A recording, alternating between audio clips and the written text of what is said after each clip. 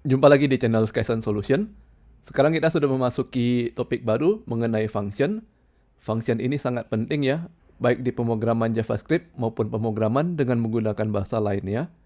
Oleh karena itu, kita akan membuat satu playlist yang secara khusus hanya untuk membahas mengenai function.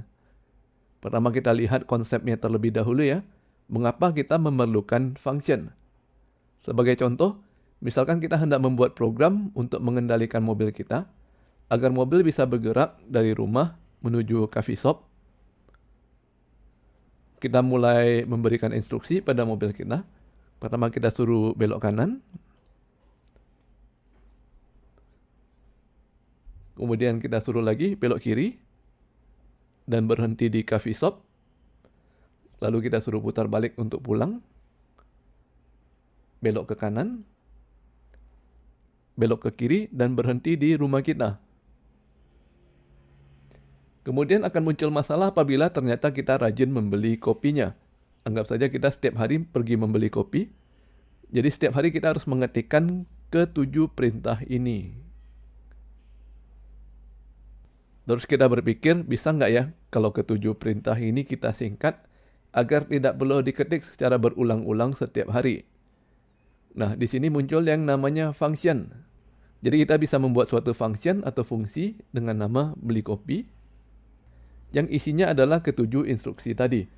Kita hanya perlu memanggil satu function beli kopi,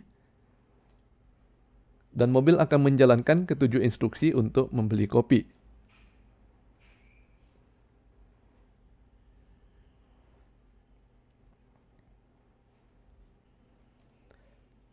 Nah, kurang lebih sudah ngerti ya apakah itu function. Function adalah sekumpulan kode yang dirancang untuk mencapai tujuan tertentu. Kemudian, apa kegunaan dari membuat function? Yang pertama adalah reusability. Kode yang kita tulis pada function dapat digunakan lagi pada bagian lain dari script kita. Seperti contoh program untuk mengendalikan mobil kita tadi, kita telah membuat function yang berisikan ke-7 instruksi untuk membeli kopi, dan setiap hari kita tinggal memanggil satu function tersebut. Kegunaan kedua adalah abstraction, yaitu menyembunyikan kompleksitas dari masalah. Balik lagi ke contoh program untuk mengendalikan mobil tadi. Setelah kita mengubah program kita menjadi function, kita sudah tidak perlu tahu lagi apakah harus belok ke kiri atau belok ke kanan, ataupun urutan dari instruksi-instruksi tersebut. Kita hanya perlu tahu memanggil fungsi beli kopi saja, dan fungsi tersebutlah yang akan memecahkan masalah kita. Kegunaan ketiga adalah decomposition. Nah, hal ini sudah pernah kita pelajari pada playlist sebelumnya ya. Untuk memecahkan suatu masalah, programmer harus bisa merumuskan langkah-langkah kecil yang harus dijalankan oleh komputer, dan nantinya langkah-langkah ini bisa kita kelompokkan menjadi function, sehingga bisa membantu kita untuk lebih gampang dalam menuliskan kode. Sekarang kita ambil dadu sebagai contoh kasus. Dadu sangat banyak digunakan dalam permainan papan seperti ular tangga, ludo, monopoli, dan lain-lain. Cara penggunaannya adalah dikocok dan kemudian dilempar, sehingga kita mendapatkan angka acak di antara 1 hingga 6.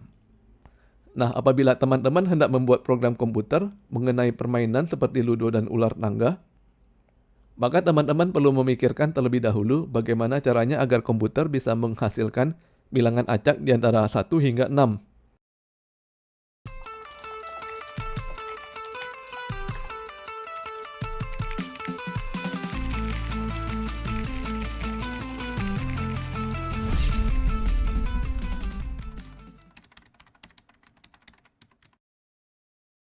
Kita langsung coding ya. Kita coba dahulu di browser.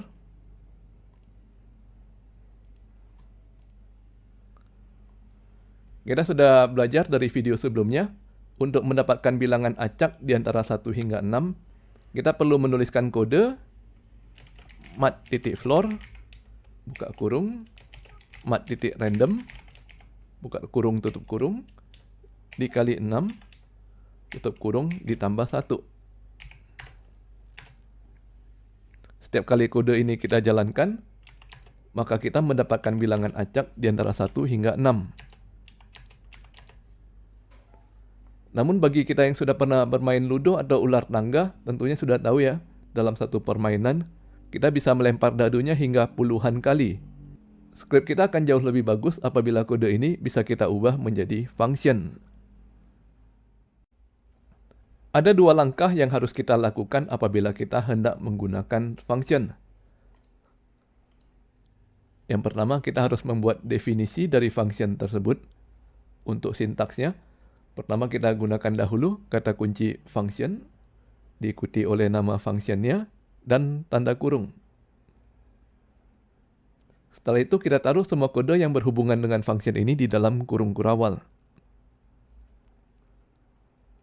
Yang perlu diingat di sini adalah kita wajib memberikan tanda kurung setelah nama function, walaupun tanda kurung tersebut tidak ada isinya. Sebenarnya pada JavaScript masih ada beberapa cara lagi untuk membuat function, seperti function expression dan arrow function. Namun pada video ini kita batasi dahulu menggunakan cara ini, karena cara ini adalah cara yang paling umum digunakan di hampir semua bahasa pemrograman. Setelah kita membuat function, maka langkah kedua yang harus kita lakukan adalah memanggil atau menjalankan function tersebut. Caranya adalah sebutkan nama function dan diikuti oleh tanda kurung. Kita coba praktek coding. Saya sudah menyediakan dua buah file, yaitu index.html dan function.js. Pada index.html berisi boilerplate, dan bagian paling pentingnya adalah text script yang mengarah ke function.js. Sedangkan file function.js masih kosong, dan kita tuliskan kode definisi function roll dice.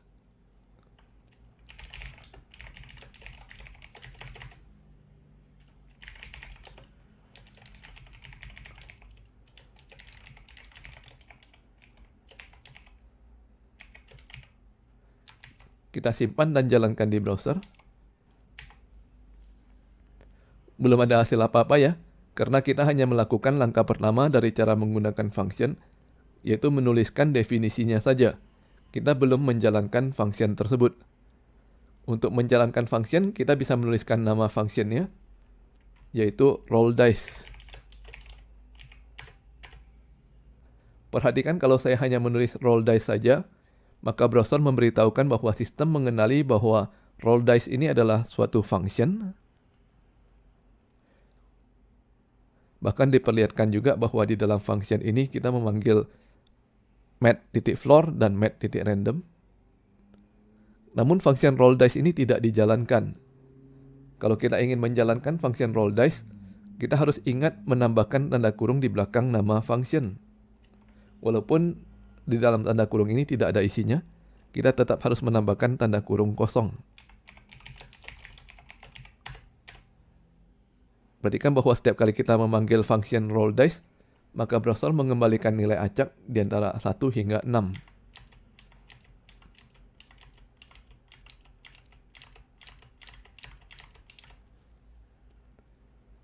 Kita kembali ke kode function.js.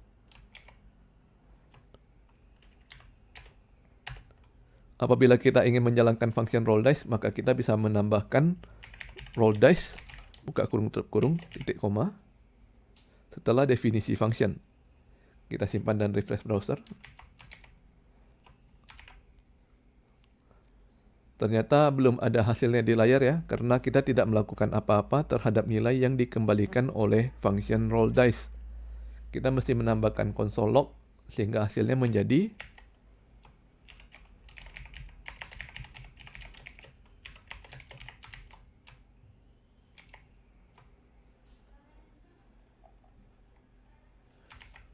dan sekarang setiap kali kita melakukan refresh, maka kita mendapatkan bilangan acak dari 1 hingga 6 di bagian konsol.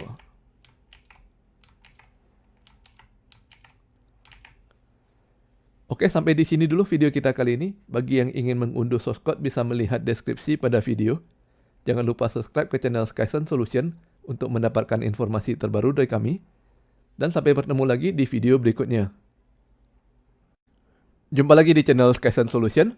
Pada video sebelumnya, kita sudah membuat function roll dice yang menggunakan kata kunci return, namun kita belum membahas apakah arti dari return tersebut. Return digunakan untuk mengembalikan nilai ke pemanggil function. Jadi hasil perhitungan dari metode mat.floor dan mat.random ini nantinya dikembalikan ke pemanggil function agar dapat digunakan lagi pada kode berikutnya. Kita buka lagi kode sebelumnya. Kalau misalkan kita ganti kata kunci return ini menjadi console log,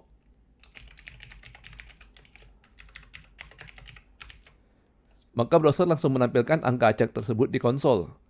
Kelemahannya adalah angka ini tidak bisa kita gunakan lagi di kode berikutnya. Kita coba jalankan di browser.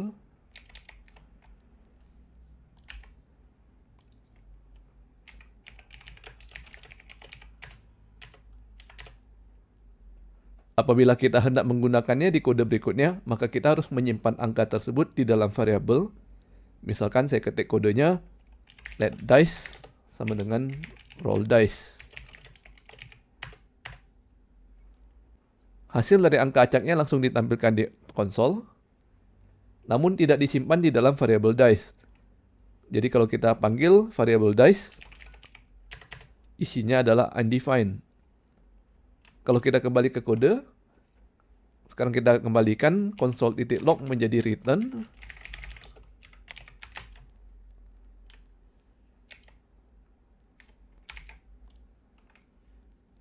Dan kalau kita jalankan kembali kode kita, let dice sama dengan roll dice,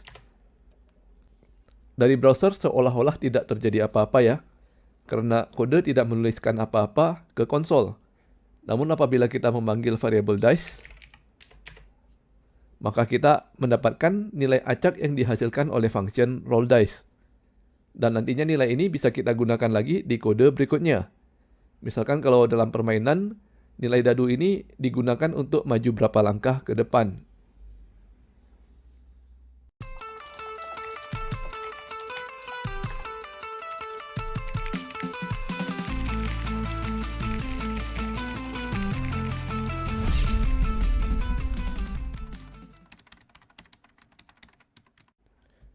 Ada beberapa hal yang perlu kita ingat berkaitan dengan kata kunci return.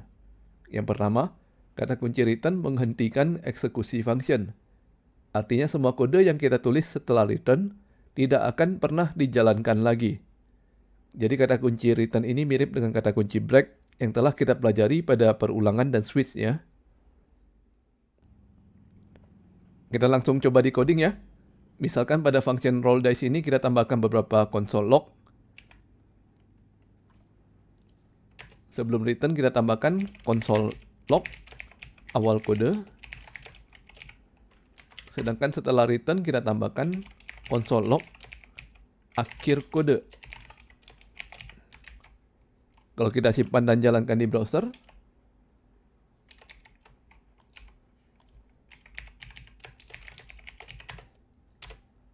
maka kita hanya mendapatkan tulisan awal kode saja ya. Karena setelah browser bertemu dengan kata kunci return, browser langsung keluar dari function dan tidak menjalankan kode setelah return. Hal kedua yang perlu kita perhatikan adalah return mengembalikan suatu nilai. Misalkan kita membuat satu fungsi baru yang sederhana. Function myLuckyNumber. Kita langsung return. Misalkan angka 8. Kalau kita jalankan fungsi ini di browser, maka kita mendapatkan angka 8. Nilai yang kita return ini bisa diganti misalkan menjadi angka lain, atau bahkan menjadi tipe data lain, misalkan string 8.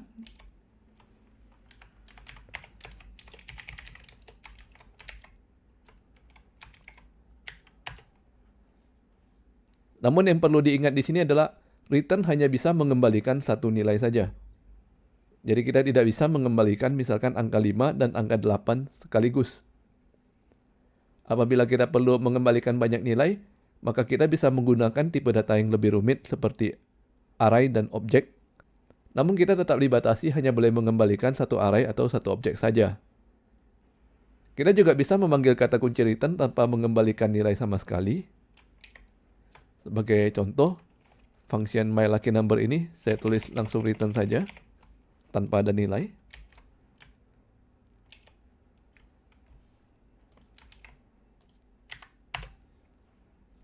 Dan pada saat dipanggil, function tetap berjalan normal dan nilai yang dikembalikan adalah undefined.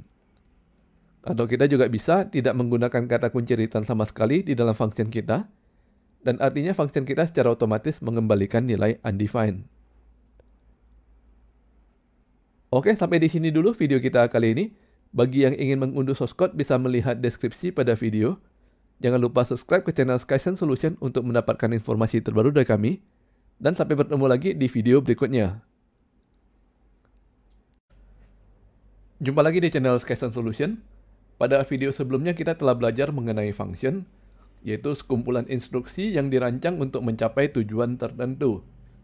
Kemudian kita juga telah belajar bahwa function bisa menghasilkan suatu output. Output ini bisa kita keluarkan dengan menggunakan kata kunci return, sehingga nantinya bisa digunakan lagi pada kode berikutnya. Atau kita juga bisa langsung menampilkan outputnya di layar dengan menggunakan perintah console log. Nah, yang belum kita pelajari adalah ternyata function bisa menerima nilai-nilai tertentu sebagai input. Nilai ini bisa kita kirimkan ke dalam function dalam bentuk parameter. Bagaimana caranya? Sebagai contoh, kita membuat function greet yang berfungsi untuk menyapa pengunjung situs kita. Pertama kita lihat dulu function tanpa parameter. Function ini dapat menampilkan ucapan selamat datang di konsol. Namun, function ini dapat berfungsi dengan lebih bagus lagi apabila function bisa mengetahui siapa nama pengunjung dari situs kita. Disinilah kegunaan dari parameter.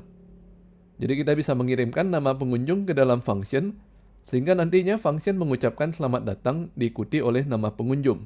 Di dalam contoh source code, kita bisa melihat bahwa di dalam tanda kurung nama function, terdapat satu buah parameter name, dan kemudian parameter name ini bisa digunakan di kode dalam function.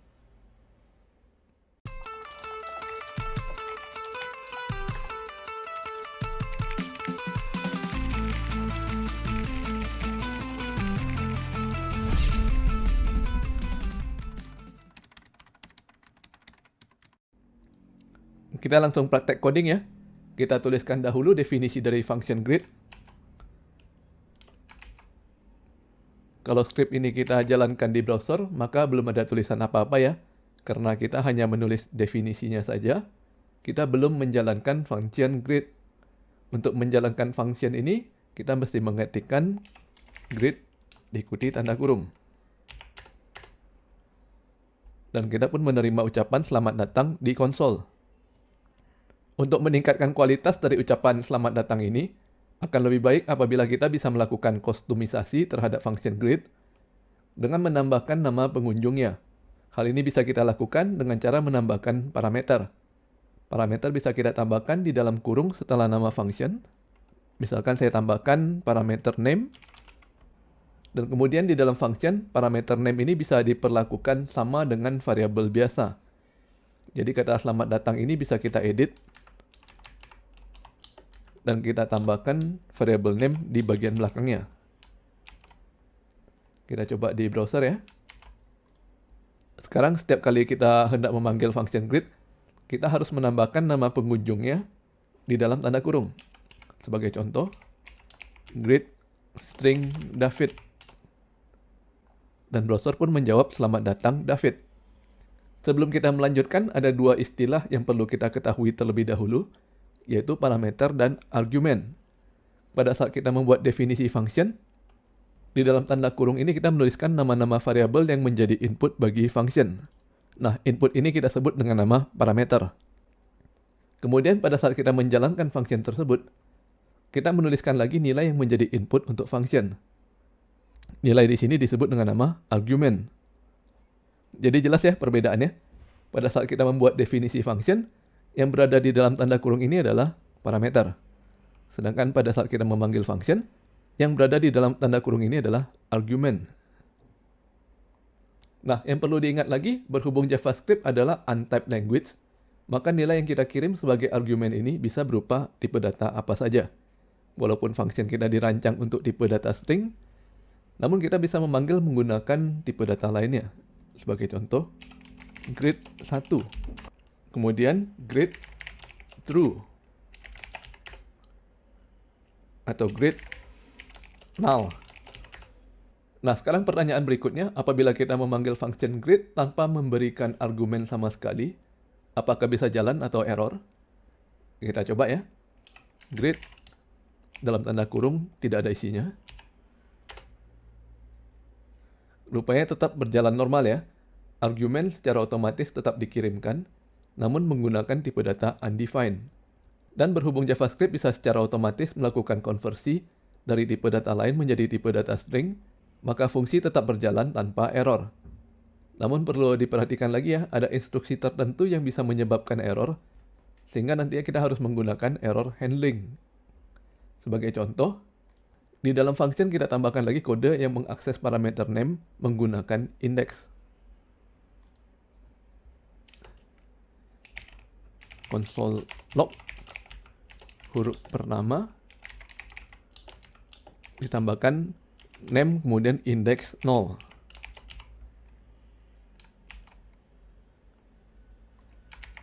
Nah, sekarang kalau kita coba dengan menggunakan argumen string David,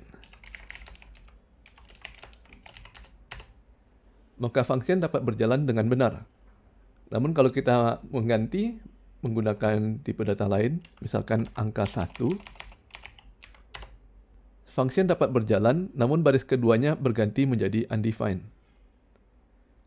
Hal ini disebabkan karena tipe data numbers tidak memiliki index. Yang menjadi masalah di sini adalah kita tidak bisa menggunakan tipe data null atau undefined, karena akan menyebabkan fatal error. Kita coba ya. Kita panggil function grid dengan argumen null. Browser tetap menjalankan kode di baris pertama, namun pada saat menjalankan baris keduanya, terjadilah error karena null tidak bisa menggunakan index. Sekarang misalkan kita tambahkan lagi ya kode baru di bagian bawah function. Setelah huruf pertama, lalu di luar function kita tambahkan, misalkan kita memanggil function dengan menggunakan argumen null, dan kemudian kita tambahkan lagi tulisan setelah function.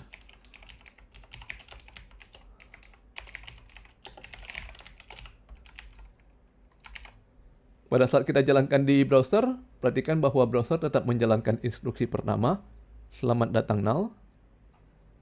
Namun pada saat menjalankan instruksi kedua terjadi fatal error. Setelah itu browser langsung berhenti bekerja, sehingga semua instruksi setelah fatal error tidak pernah dijalankan. Jadi kita tidak melihat tulisan setelah huruf pertama dan setelah function. Nah, untuk memperbaiki masalah seperti ini, nantinya kita harus menangkap error menggunakan try-catch. Namun khusus di video ini kita tidak membahas mengenai try-catch terlebih dahulu ya, karena kita masih fokus ke topik parameter dan argumen. Nantinya kita akan membahas try-catch dalam satu video khusus. Kita hapus lagi kode yang barusan kita tambahkan.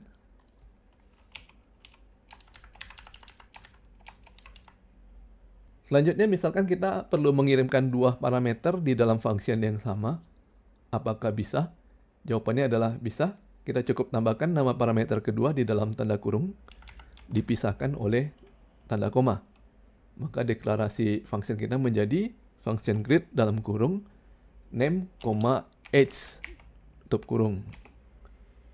Dan kemudian instruksi keduanya saya ganti menjadi console log umur ditambah age. Kita coba jalankan ya. Pada saat memanggil function grid kita harus memasukkan dua argumen. Sebagai contoh grid David, 25. Maka hasilnya adalah selamat datang David, umur 25. Yang perlu diperhatikan di sini adalah urutan dari argumennya ya. Argumen pertama dianggap sebagai name dan argumen yang kedua dianggap sebagai umur. Apakah bisa kita memanggil function grid hanya dengan satu argumen saja? Jawabannya adalah bisa. Umurnya dianggap sebagai undefined. Kalau menggunakan 3 argumen atau lebih, apakah bisa juga? Kita coba ya.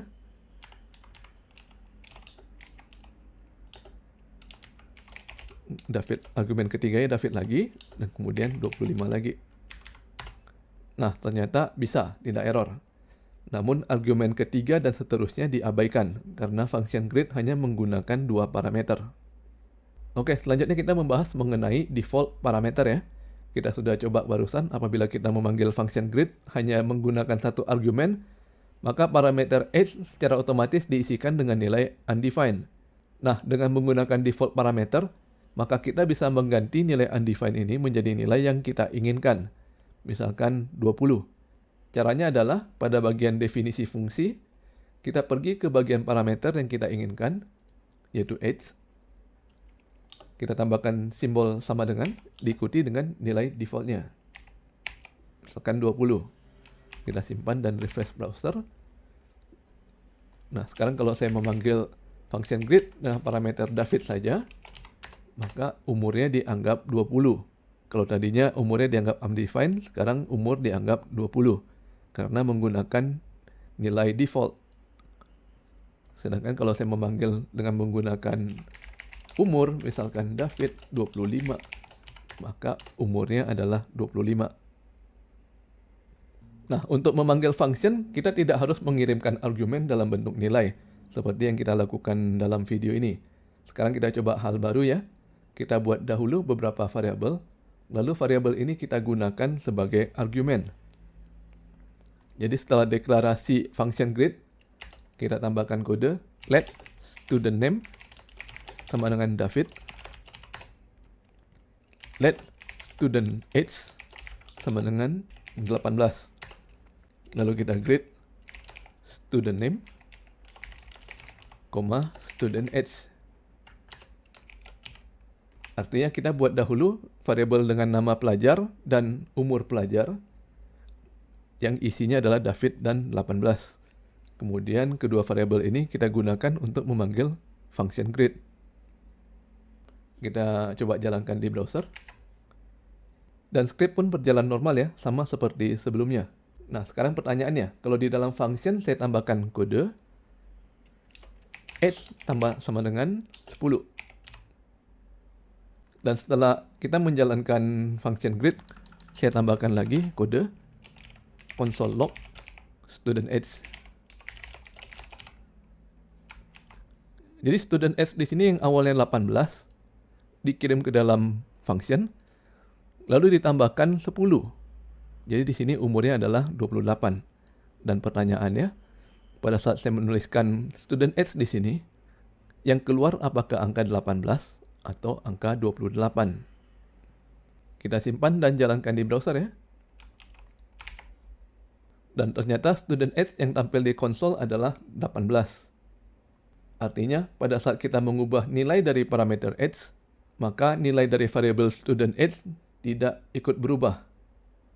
Nah, kalau di dalam bahasa pemrograman lain, kejadian seperti ini disebut dengan nama passing parameter by value. Lawan dari passing parameter by value adalah passing parameter by reference. Apabila kita menggunakan passing parameter by reference, maka pada saat kita mengubah nilai pada parameter age, kita ubah nilai di sini, maka nilai pada variabel student age akan ikut berubah. Pertanyaan berikutnya, apakah kita bisa menggunakan passing parameter by reference di dalam JavaScript? Nah, jawabannya adalah untuk semua tipe data primitif, JavaScript secara otomatis menggunakan passing parameter by value, tidak bisa diubah. Namun behavior ini akan berbeda apabila kita menggunakan objek. Kita sudah pernah belajar dari video sebelumnya ya, yaitu objek string. Jadi misalkan kita membuat objek baru dengan nama variable student, lalu kita tambahkan dynamic property age dengan nilai 18. Let student sama dengan new string David. Lalu kita tambahkan property age student titik age sama dengan 18. Dan student ini kita gunakan sebagai parameter. Lalu terakhir kita tulis student age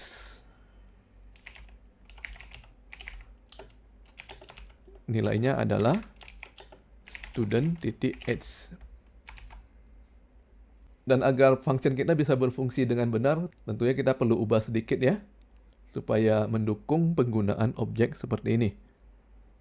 Di parameternya cukup satu saja, dan nama parameternya kita ganti menjadi student. Kemudian di sini student .h ditambah dengan 10. Selamat datang ditambah dengan student. Sedangkan umur adalah student.h. Kita simpan dan jalankan di browser. Nah, perhatikan ya. Sekarang student S turut berubah menjadi 28. Artinya, untuk semua tipe data primitif, JavaScript menggunakan passing parameter by value. Mengubah nilai parameter tidak mengubah nilai variabel pemanggil fungsi. Sedangkan untuk semua tipe data objek, JavaScript menggunakan passing parameter by reference. Mengubah nilai parameter akan turut mengubah nilai variabel pemanggil fungsi. Hal ini perlu diperhatikan ya pada saat teman-teman hendak membuat suatu fungsi. Sekarang kita masuk ke materi terakhir dari video ini, yaitu pseudo variable arguments. Sebagai contoh, kita hapus dulu ya kode pemanggil function ini. Lalu kita buat function baru, yaitu function sum. Tidak ada parameter. Lalu isinya kita tulis console log variable arguments. Perhatikan ya, di sini kita memanggil pseudo variable arguments untuk ditampilkan di konsol. Mengapa disebut dengan nama pseudo? Karena variabel ini ajaib. Kita tidak pernah mendeklarasikan nama variabel ini baik di parameter maupun di dalam function. Tapi variabelnya secara otomatis ada. Kita simpan dan jalankan di browser. Misalkan kita panggil function sum tanpa argumen sama sekali. Perhatikan bahwa browser menginformasikan ke kita bahwa ada variabel argumen yang bentuknya adalah objek array. Kita coba lagi ya, sum argumennya 1. Dan angka 1 yang kita kirimkan sebagai argumen ini ada di dalam arguments. Kita coba lagi, sum 1,2. Nah, di sini ada lagi ya, 1,2. Dan kalau kita coba lagi, 1,2,3. Di sini juga ada 123. Bagaimana cara memanfaatkan arguments? Nah, kita sudah pernah belajar di tipe data string bahwa string memiliki property length yang menunjukkan jumlah huruf di dalam string. Dan huruf tersebut dapat diakses dengan menggunakan indeks. Array juga sama seperti itu. Array memiliki property length yang menunjukkan jumlah datanya. Dan setiap data juga bisa kita akses menggunakan indeks.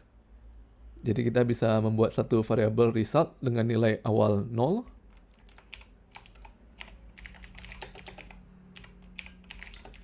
Kemudian kita melakukan looping sebanyak length.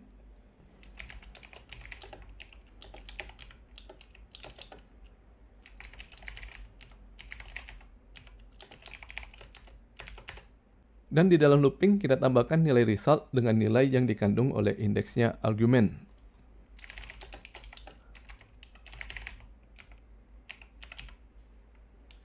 Dan terakhir kita kembalikan nilai dari result. Kita simpan dan kita jalankan di browser. Nah, sekarang perhatikan ya. Kalau kita panggil sum dengan satu argumen 1, maka hasilnya adalah 1. Kalau kita panggil sum dengan argumen 1,2, maka hasilnya adalah 1 ditambah 2, yaitu 3. Kalau kita panggil argumen 1,2,3, maka hasilnya adalah 1 ditambah 2 ditambah 3, yaitu 6. Dan kalau kita panggil lagi, misalkan ditambah ya, 1,2,3,4. Artinya hasilnya adalah 1 ditambah 2 ditambah 3 tambah 4, yaitu 10. Dan begitu seterusnya ya. Jadi kita bisa memasukkan nilai sebanyak yang kita mau sebagai argumen. Fungsi kita akan memproses semua argumen tersebut, menjumlahkannya, dan mengembalikan hasilnya. Oke, sampai di sini dulu video kita kali ini. Bagi yang ingin mengunduh source code bisa melihat deskripsi pada video. Jangan lupa subscribe ke channel Skysun Solution untuk mendapatkan informasi terbaru dari kami. Dan sampai bertemu lagi di video berikutnya. Jumpa lagi di channel Skysun Solution. Pada video ini, kita akan mempelajari mengenai scope. Kalau kita menerjemahkan kata scope ke bahasa Indonesia, artinya adalah ruang lingkup. Jadi scope ini mengatur sampai batas mana suatu variabel masih dapat dilihat atau masih bisa digunakan. Pertama kita bahas mengenai function scope terlebih dahulu. Apabila ada variabel yang kita deklarasikan di dalam function, maka variabel tersebut hanya bisa digunakan di dalam function. Sebagai contoh di sini ada function greet yang di dalamnya ada variabel name. Kita hanya bisa menggunakan variabel ini di dalam function. Namun di luar function, variabel ini sudah tidak bisa digunakan.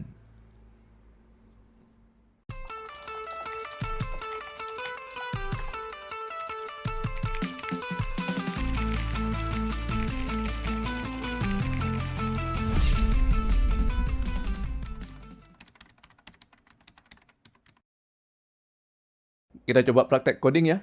Pertama kita buat dahulu function greet yang memiliki variabel name di dalamnya. Kemudian di luar dari function, kita melakukan pemanggilan terhadap function greet. Dan setelah itu kita coba tuliskan isi variabel name di konsol. Kita simpan dan jalankan di browser. Perhatikan bahwa seharusnya browser menuliskan David sebanyak 2 kali, namun yang kelihatan di konsol hanya 1. Dan kalau kita lihat di sebelah kanan, ada tulisan bahwa kode yang menuliskan David berada di baris keempat, sedangkan yang kosong berada di baris ke-8. Kita kembali ke kode. Dan kita bisa melihat bahwa baris keempat adalah console log yang berada di dalam function greet, sedangkan di baris ke-8 adalah console log yang berada di luar function greet. Artinya variabel name ini hanya bisa diakses dari dalam function, dan setelah keluar dari function, maka isi dari variabel ini sudah langsung dihapus. Yang kedua adalah global scope. Apabila kita mendeklarasikan sebuah variabel di luar function, maka variabel tersebut dapat digunakan di mana saja, termasuk di dalam function. Kalau kita lihat di contoh source code-nya, sekarang deklarasi variabel berada di luar function. Sebelum pemanggilan function, dan browser dapat menampilkan isi dari variabel baik dari dalam function maupun dari luar function. Kita kembali ke source code. Sekarang kita pindahkan deklarasi variabel name dari dalam function menjadi di luar function. Tepatnya sebelum kita memanggil function greet. Kita simpan dan jalankan di browser.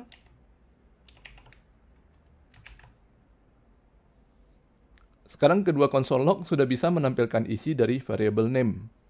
Kita lihat kembali source code kita.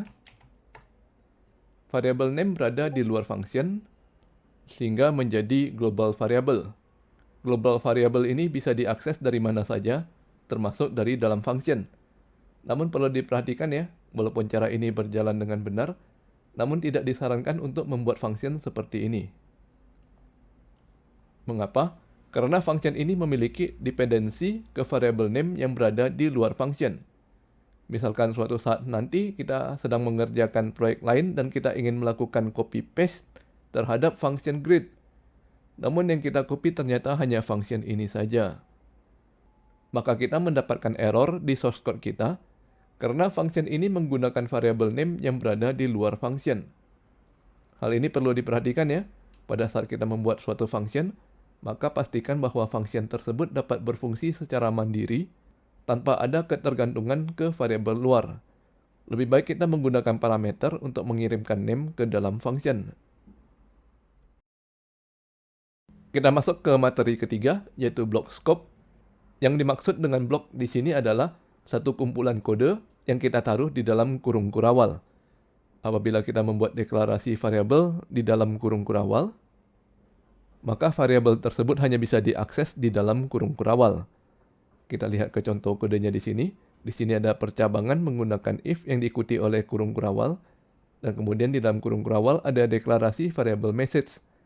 Berhubung console log yang menggunakan variabel message berada di luar kurung kurawal, maka terjadi error karena variabel message sudah tidak bisa diakses. Kita coba dekode ya. Kita hapus semua kode kita dan kita ganti dengan kode seperti pada contoh di slide. Kita simpan dan jalankan di browser. Maka kita mendapatkan error bahwa variabel message belum didefinisikan. Padahal sudah kita definisikan ya di dalam kurung kurawal if. Namun variabel ini hanya bisa diakses di dalam kurung kurawal saja. Jadi kalau kita pindahkan console log ke dalam kurung kurawal, maka hasilnya benar, ada tulisan genap. Namun kalau kita pindahkan lagi keluar, maka terjadilah error. Solusi dari masalah ini adalah kita harus melakukan deklarasi variabel message sebelum percabangan if. Misalkan kita deklarasikan dengan nilai awal string kosong.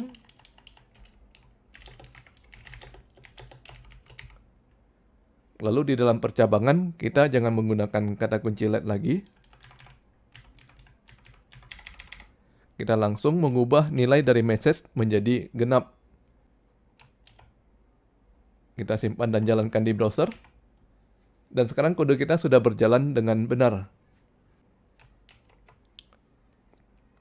Block scope ini penting untuk diperhatikan ya, apabila kita hendak menuliskan kode untuk percabangan dan perulangan, karena biasanya kita menggunakan kurung kurawal. Sekarang kita masuk ke materi keempat, yaitu lexical scope. Perhatikan contoh kodenya. Misalkan kita membuat fungsi induk atau parent. Kemudian di dalam kurung kurawal induk, kita membuat lagi sebuah fungsi anak atau child. Di sini mesti diperhatikan ya bahwa function child berada di dalam kurung kurawal induk. Perhatikan lagi kita membuat deklarasi variable name yang berada di dalam fungsi induk dan kemudian kita memanggil fungsi anaknya. Sedangkan di dalam fungsi anak kita memanggil console log yang menggunakan variable name. Fungsi ini dapat berjalan dengan benar.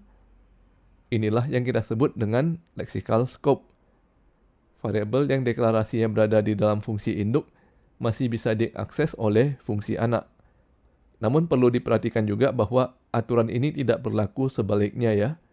Variabel yang di dalam fungsi anak tidak bisa diakses oleh fungsi induk.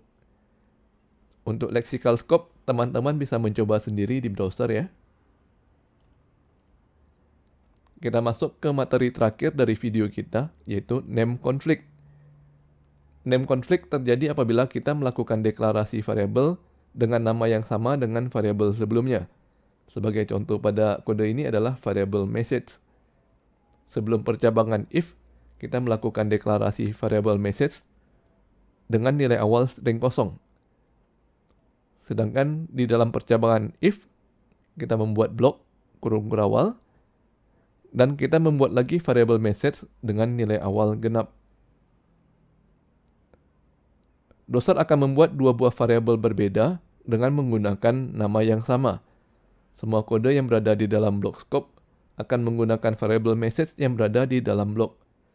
Sehingga console log di dalam blok akan menghasilkan nilai genap. Sedangkan di luar dari blok, variabel yang digunakan adalah variabel message global dengan nilai string kosong. Sehingga console log yang terakhir ini akan menghasilkan string kosong. Kita coba praktekkan di dalam coding ya. Misalkan di dalam kurung kurawal if, kita tambahkan kata kunci let. Dan kemudian kita panggil console log untuk menampilkan nilai dari variabel message. Kita simpan dan jalankan di browser.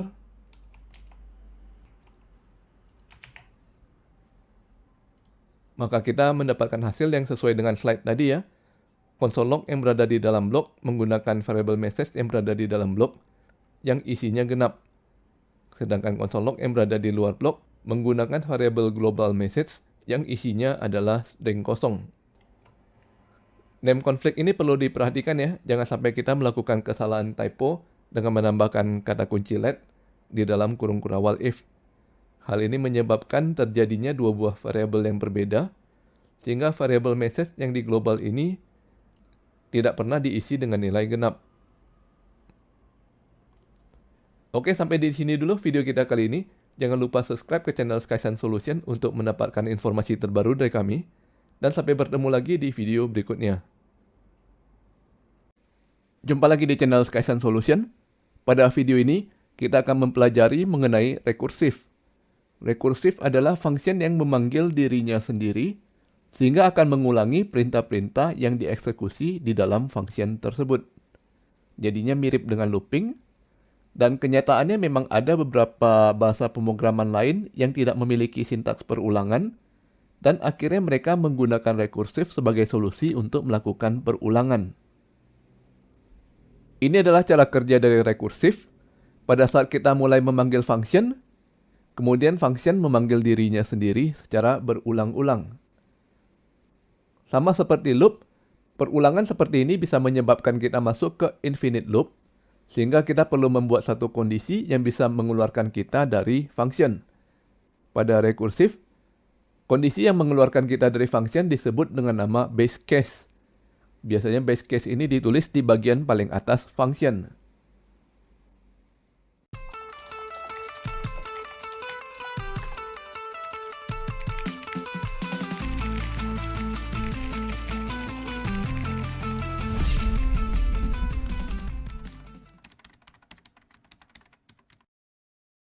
Kita langsung masuk ke contoh coding ya.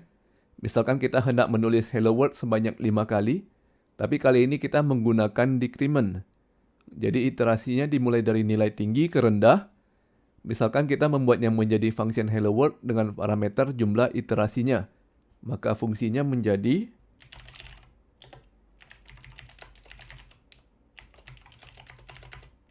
kita buat perulangan for. Nilai i dimulai dari max ya. Dan i lebih besar dari 0. Kemudian i mengalami decrement. Kita tinggal tulis hello world. Ditambah dengan nilai i. Lalu kita panggil fungsi ini.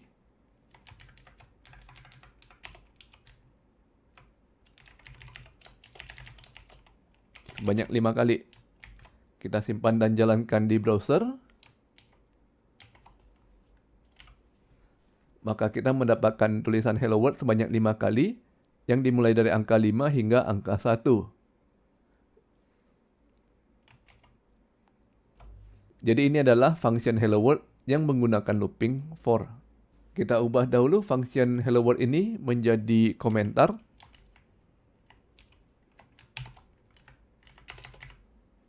Selanjutnya kita akan membuat function hello world baru dengan tujuan yang sama, namun kali ini menggunakan cara rekursif.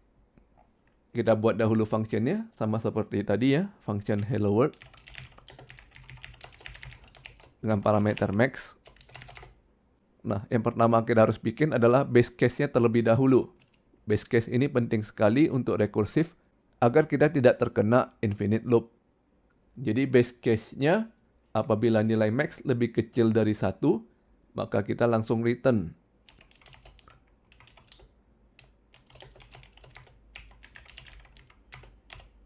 Dan kemudian kita masuk ke badan dari fungsi hello world, yaitu menuliskan hello world ditambah dengan angka max di konsol.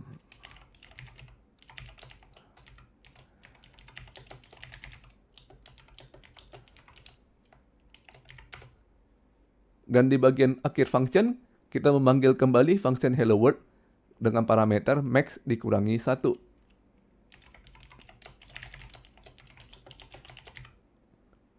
Kita simpan dan jalankan di browser. Hasilnya sama persis ya. Kita lihat lagi kodenya. Jadi kedua function ini memiliki tujuan yang sama, hanya saja menggunakan cara yang berbeda. Cara yang di atas ini menggunakan looping for, sedangkan cara yang di bawah ini menggunakan rekursif. Kita lihat lagi contoh lain dari penggunaan rekursif ya. Pada saat kita menggunakan looping, biasanya kita sudah mengetahui berapa jumlah loop yang harus kita lakukan. Misalkan harus looping sebanyak 5 kali, 10 kali, atau sebanyak jumlah data. Kita ubah semua kode menjadi komentar. Selanjutnya kita masuk ke contoh di mana kita tidak tahu harus melakukan looping seberapa banyak. Malah kita ingin menghitung jumlah loopingnya. Kita akan membuat satu fungsi dengan nama loop until 5, di mana di setiap loop kita akan membuat angka acak di antara 0 hingga 9, dan kita akan terus melakukan loop hingga kita menemukan bilangan 5. Dan kemudian kita kembalikan berapa jumlah loop kita. Dengan menggunakan cara rekursif, maka fungsinya menjadi seperti ini. Function loop until 5. Kita membutuhkan dua buah parameter ya. Yang pertama hasil nilai acaknya. Dan yang kedua adalah count untuk menghitung jumlah loopnya. Nah, kalau hasil nilai acaknya adalah 5, maka kita kembalikan nilai dari count. Lalu nilai result kita ubah menjadi nilai acak. Kita sudah belajar ya cara membuat nilai acak dengan menggunakan library math.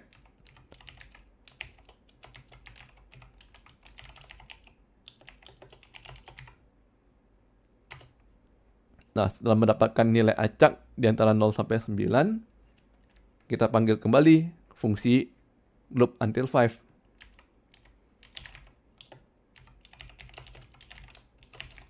Argumennya adalah result yang sudah diubah menjadi nilai acak, dan kemudian counternya kita tambahkan dengan 1.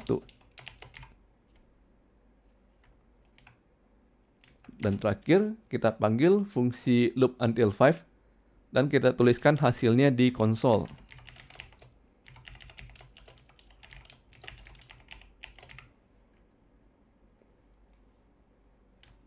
Kita simpan dan jalankan di browser. Nah, sekarang setiap kali kita refresh browser, kita akan mendapatkan nilai yang berbeda-beda. Hal ini disebabkan karena kita melakukan loop dengan menggunakan nilai acak. Dan jumlah loop yang perlu kita jalankan sebelum kita menemukan angka 5 juga merupakan angka acak. Fungsi perulangan acak seperti ini lebih gampang dituliskan menggunakan rekursif daripada menggunakan sintaks perulangan seperti for dan while. Contoh penggunaan rekursif lain adalah untuk memecahkan masalah faktorial. Kita lihat dahulu apakah itu faktorial. Kita lihat contohnya ya. 1 faktorial adalah 1, sedangkan 2 faktorial adalah 2 dikali 1. Lalu 3 faktorial adalah 3 dikali 2 dikali 1. Dan begitu seterusnya ya. Jadi teman-teman bisa melihat polanya.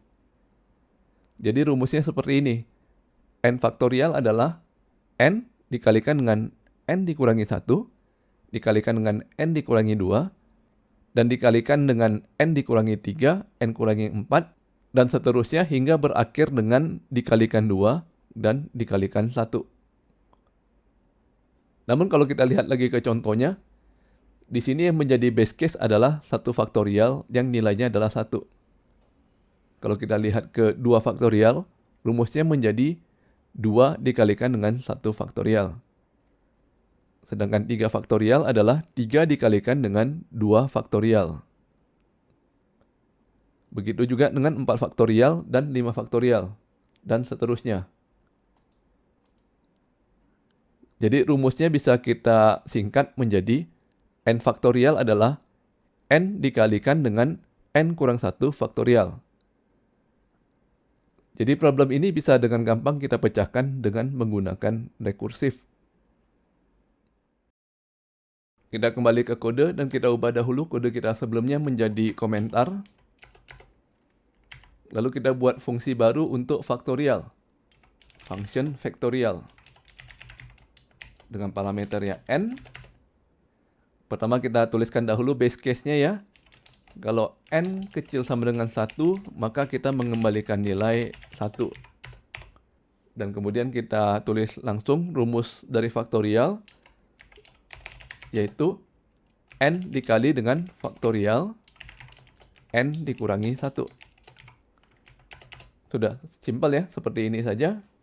Jadi kita coba panggil fungsinya console log faktorial dengan argumen 5. Kita coba simpan dan jalankan di browser.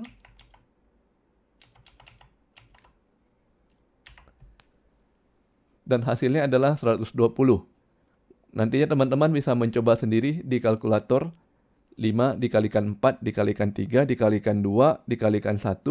Kira-kira hasilnya benar 120 atau tidak. Dan teman-teman juga bisa mencoba untuk argumen dengan nilai lain. Perlu dicatat bahwa fungsi ini hanya berjalan dengan benar untuk bilangan bulat positif. Dan jangan menggunakan angka terlalu besar sebagai argumen ya, karena takutnya nilainya terlalu besar sehingga sudah tidak bisa ditampung oleh tipe data number. Oke, sampai di sini dulu video kita kali ini. Bagi yang ingin mendapatkan source code dari video ini, bisa melihat deskripsi pada video. Jangan lupa subscribe ke channel Skysense Solution untuk mendapatkan informasi terbaru dari kami. Dan sampai bertemu lagi di video berikutnya. Jumpa lagi di channel Skysense Solution. Selama ini kita sudah belajar mengenai cara membuat function dengan menggunakan deklarasi. Pada video ini, kita akan belajar mengenai cara membuat function dengan menggunakan ekspresi atau function expression. Contoh sintaksnya bisa dilihat di layar. Cara membuat function expression mirip dengan cara kita membuat variabel ya. Jadi kita bisa menggunakan kata kunci const atau let, diikuti oleh nama variabelnya, dan operator assignment. Namun nilai yang kita masukkan adalah function, diikuti oleh tanda kurung. Di dalam tanda kurung kita boleh menambahkan parameter yang dibutuhkan. Apabila tidak ada parameter, kita tetap harus menuliskan tanda kurung kosong. Kemudian diikuti oleh kurung kurawal, dan kita bisa menuliskan sekumpulan instruksi yang akan dijalankan oleh function tersebut di dalam kurung kurawal. Cara menjalankan function expression tetap sama dengan function declaration. Kita tinggal menuliskan nama variabel diikuti oleh tanda kurung.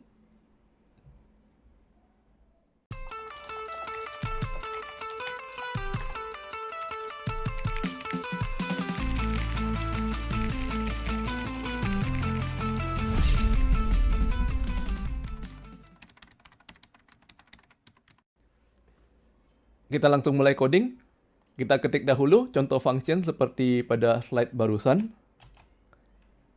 Kita simpan dan jalankan di browser.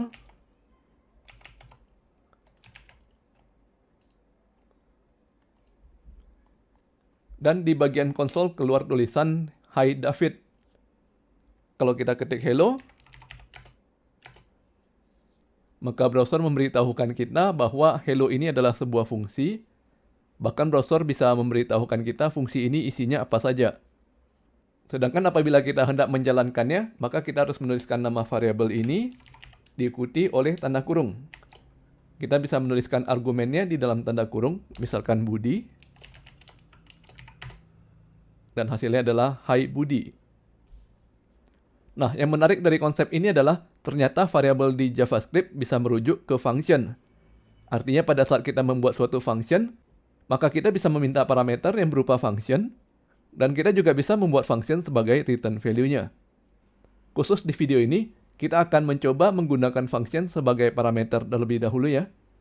Sedangkan function sebagai return value akan dibahas di video berikutnya. Kita kembali ke kode. Sekarang kita buat function dengan nama call twice.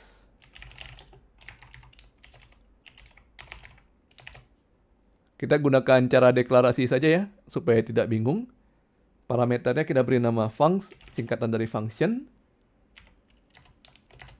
Di dalam fungsi ini kita memanggil func sebanyak 2 kali dengan menggunakan argumen Sandra dan Dewi. Func dalam kurung Sandra. Kemudian kita panggil lagi func dalam kurung Dewi. Oke, fungsinya menjadi seperti ini ya. Setelah itu kita panggil fungsi call twice dengan menggunakan hello sebagai argumennya.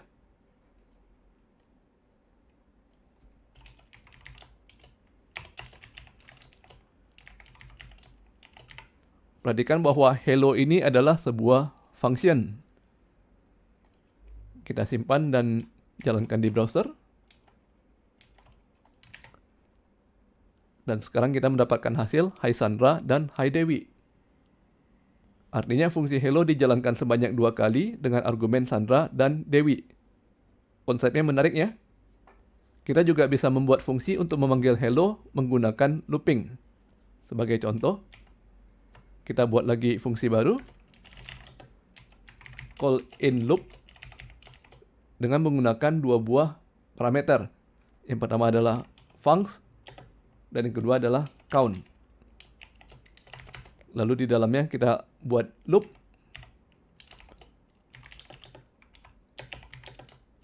sebanyak count. Dan di dalam loop kita panggil function func dengan menggunakan i sebagai argumen. Sekarang kita panggil fungsinya call in loop dengan argumen hello dan 5. Kita simpan dan jalankan di browser.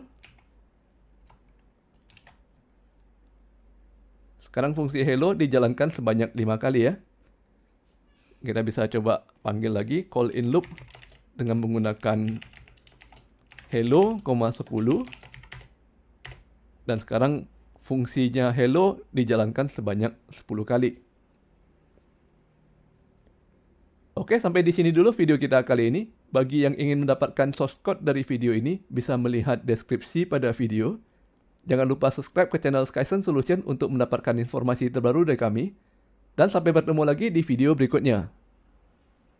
Jumpa lagi di channel Skysense Solution. Pada video sebelumnya kita telah mempelajari mengenai cara mengirimkan function sebagai argumen. Sekarang kita akan belajar mengenai cara mengirimkan function sebagai return value. Namun sebelum kita masuk ke materi pelajarannya, kita buat coding dengan menggunakan function biasa.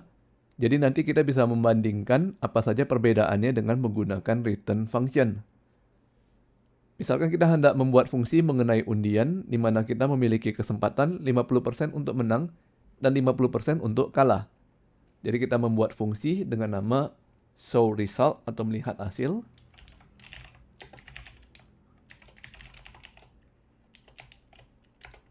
Di dalamnya kita membuat percabangan dengan kondisi apabila nilai acak di bawah 0,5 artinya kita menang.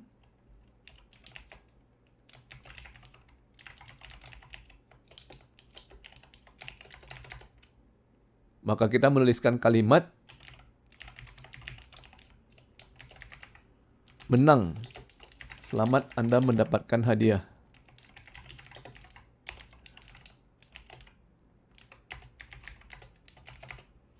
Selain itu, kita menuliskan kalimat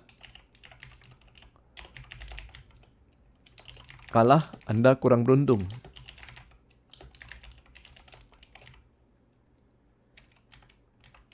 Kemudian kita panggil fungsinya show result. Dan kita jalankan di browser.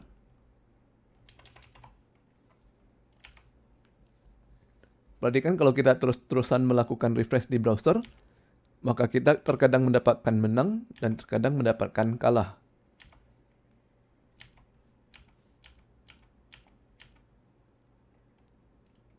Kalau kita panggil fungsi show result di konsol,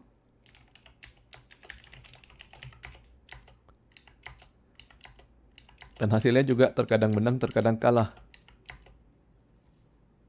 Sekarang kita ganti kode kita ya dengan menggunakan cara return function. Pertama kita copy dahulu fungsi show result. Kita paste satu kali.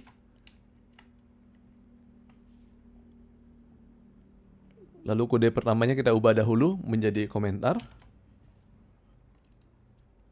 Lalu kode kedua kita ubah namanya menjadi create function.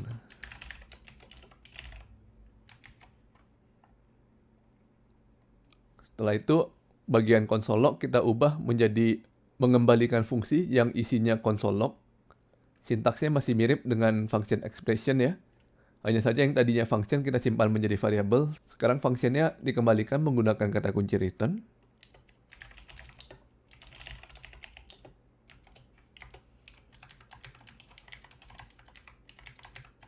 Dan kita lakukan hal yang sama untuk bagian else.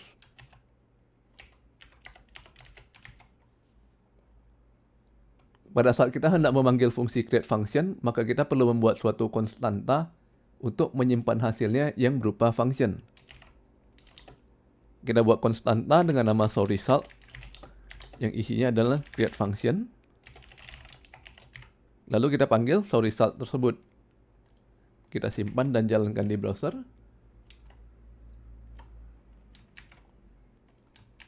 Sekarang setiap kali kita melakukan refresh browser, maka kita terkadang mendapatkan menang dan terkadang kita mendapatkan kalah. Namun perhatikan di sini, kalau misalkan kita menang, maka fungsi SoResult isinya hanya menuliskan bahwa kita menang. Sedangkan kalau kita kalah, isi SoResult hanya Anda kurang beruntung. Artinya, kalau misalkan kita menang dan kita panggil kembali fungsi SoResult, maka kita selalu mendapatkan hasil menang. Hal ini disebabkan karena fungsi SoResult sudah tidak ada random lagi ya. Kita hanya menjalankan random satu kali di dalam create function.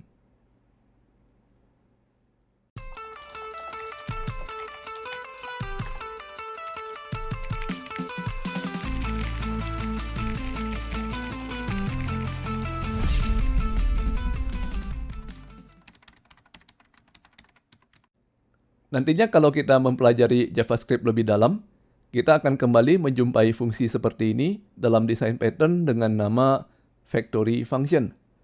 Di dalam factory function, kita akan membuat function yang bertujuan untuk menghasilkan function. Atau lebih tepatnya, factory function bertujuan untuk menghasilkan objek ya. Namun berhubung kita belum belajar mengenai objek, maka kita batasi dahulu factory function untuk menghasilkan function. Namun konsepnya masih sama. Kita komentari lagi kode kita.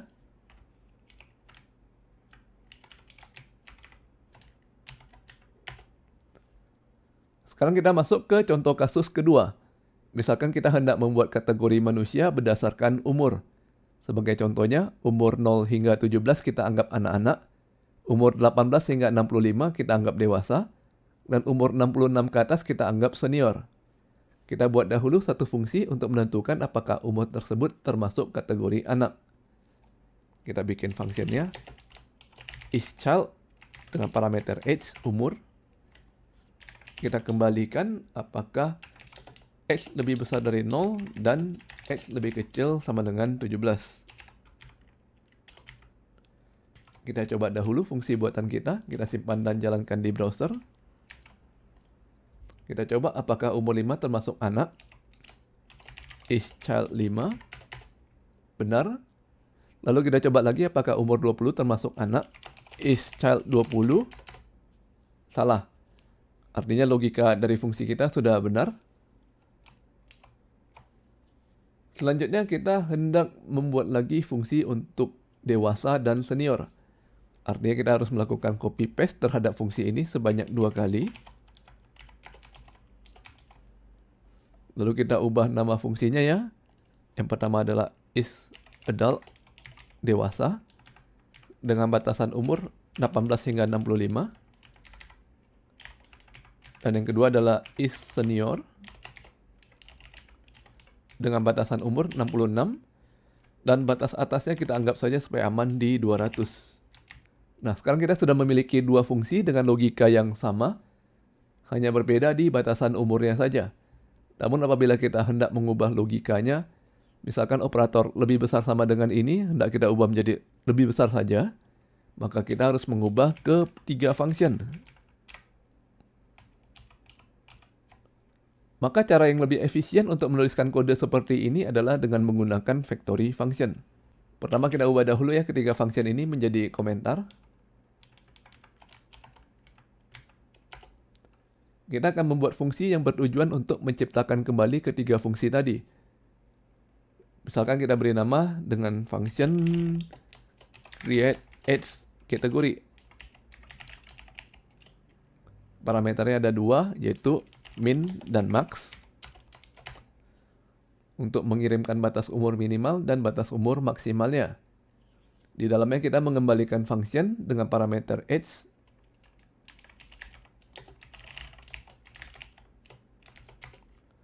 Isi dari function tersebut kita copy paste saja dari fungsi sebelumnya. Misalkan kita ambil dari fungsi isSenior. Tinggal nilai umurnya saja ya, 66 kita ganti menjadi min. dan 200 kita ganti menjadi max. Lalu kita buat konstanta dengan nama isChild yang isinya diambil dari fungsi create age category dengan nilai umur 0,17. Dan kita ulangi lagi prosesnya untuk isAdult.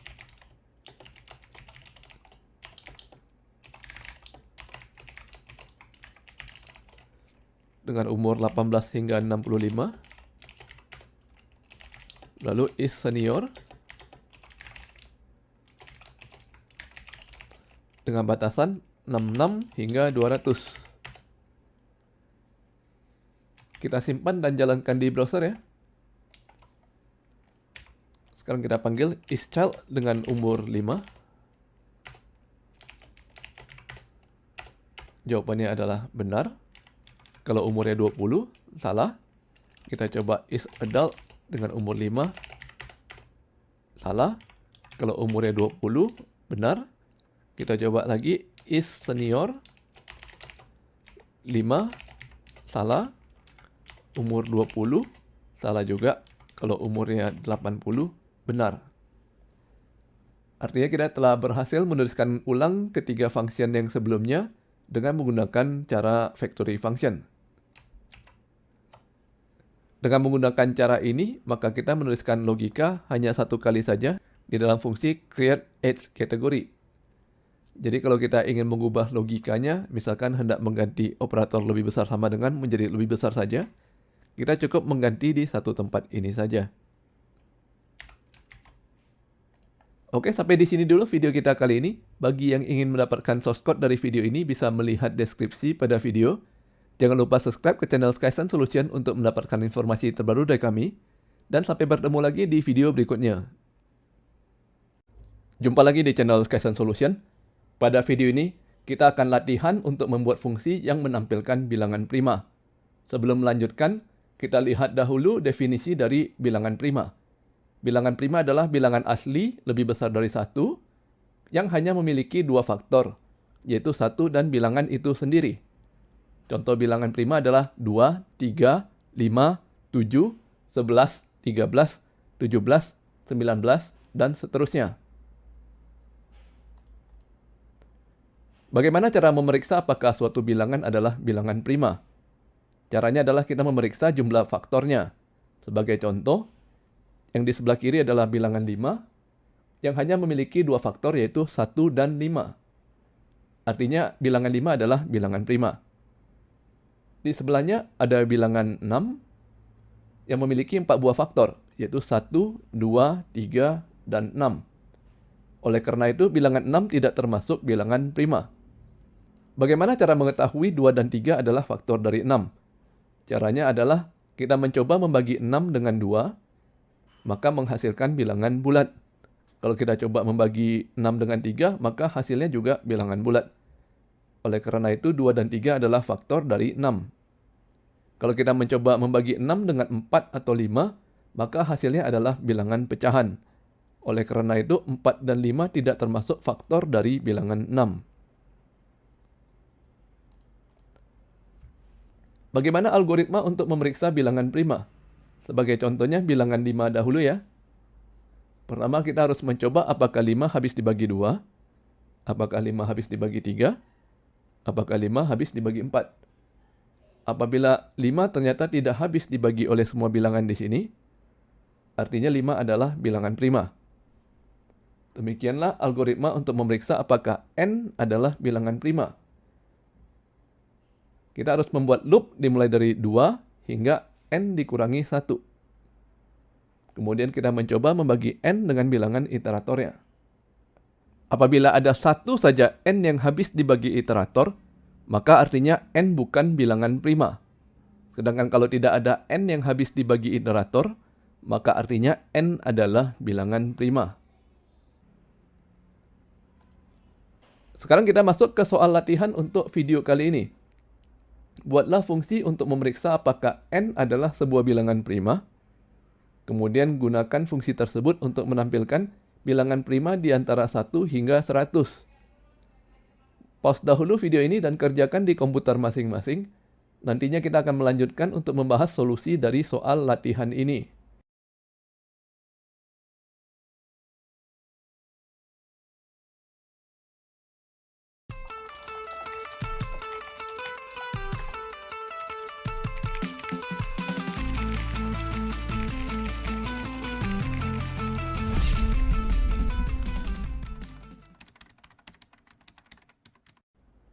Oke, sekarang kita akan menuliskan kode untuk solusi soal latihan bilangan prima kita. Pertama kita buat fungsi dahulu untuk memeriksa apakah n sebuah bilangan prima. Kita tambahkan sebuah function dengan nama isPrime dengan satu parameter n. Di dalamnya kita buat suatu loop. Tadi sudah dijelaskan di slide ya, loop kita dimulai dari 2 hingga n kurang 1. Kemudian kita membuat percabangan apakah n di modulus i hasilnya adalah 0.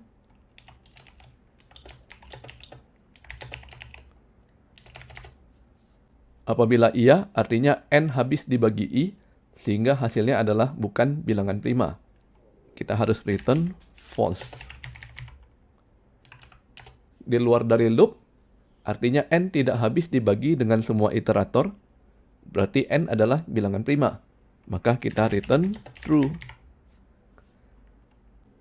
Selanjutnya kita membuat fungsi untuk menampilkan bilangan prima dari 1 hingga 100. Kita tambahkan function showPrimes dengan parameter max. Di dalamnya kita buat loop.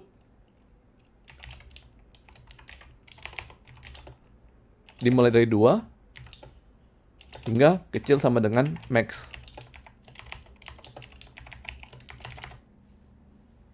Jangan memeriksa angka 1 ya, karena 1 adalah pengecualian, bukan bilangan prima.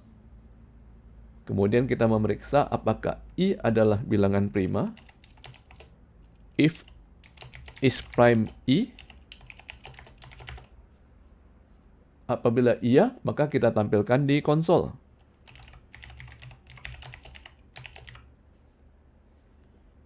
Fungsinya sudah jadi ya. Sekarang kita tinggal panggil showPrimes dengan argumen 100. Kita simpan dan coba di browser.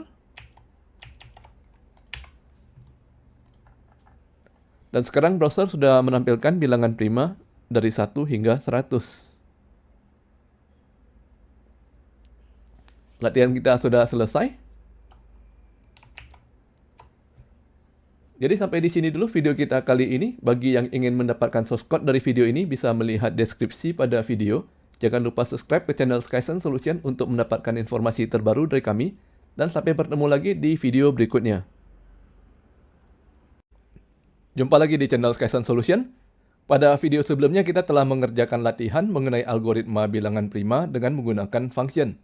Sekarang kita masuk ke pertanyaan berikutnya. Apakah function yang kita buat sudah cukup baik?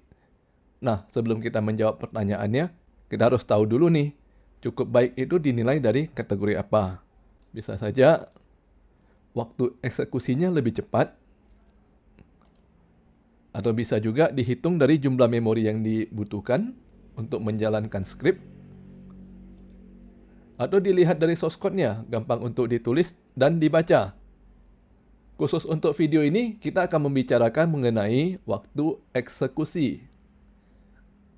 Jadi sekarang pertanyaan kita lebih spesifik ya. Apakah function yang kita tuliskan sudah cukup cepat? Nah, berhubungan dengan pertanyaan ini, maka ada satu hal yang perlu kita perhatikan. Semakin besar jumlah data, maka biasanya waktu yang diperlukan untuk eksekusi menjadi lebih besar. Disinilah kita masuk ke pelajaran kita khusus untuk video ini, yaitu notasi Big O. Notasi Big O membandingkan berapa banyak jumlah waktu yang diperlukan apabila jumlah datanya bertambah. Kalau kita gambar grafiknya, misalkan ke arah atas adalah jumlah waktu yang dibutuhkan, sedangkan ke arah kanan adalah jumlah datanya. Notasi Big O yang paling ideal adalah ON. Artinya jumlah waktu yang diperlukan berbanding lurus dengan jumlah datanya. Apabila jumlah data meningkat 2 kali lipat, maka jumlah waktu yang diperlukan untuk eksekusi meningkat 2 kali lipat juga. Kemudian ada fungsi yang lebih baik daripada ON, yaitu O log N. Apabila jumlah data meningkat 2 kali lipat, maka jumlah waktu yang diperlukan meningkat juga, namun lebih kecil dari 2 kali lipatnya. Jadi grafik penambahan waktunya lebih landai. Fungsi ini biasanya memproses data dengan menggunakan struktur data tree. Dan ini adalah notasi Big O yang paling baik, yaitu O1. Dengan membuat fungsi seperti ini, maka jumlah waktu yang diperlukan untuk eksekusi tetap sama. Tidak peduli sebanyak apapun data yang harus kita proses. Namun sayangnya tidak semua masalah bisa kita pecahkan dengan menggunakan notasi O1. Di atas notasi ON, ada yang namanya notasi N log N. Jadi apabila kita menggunakan fungsi dengan jumlah data yang meningkat 2 kali lipat, maka waktu yang diperlukan juga meningkat lebih dari 2 kali lipat. Dan notasi O yang paling jelek dalam video ini adalah ON kuadrat.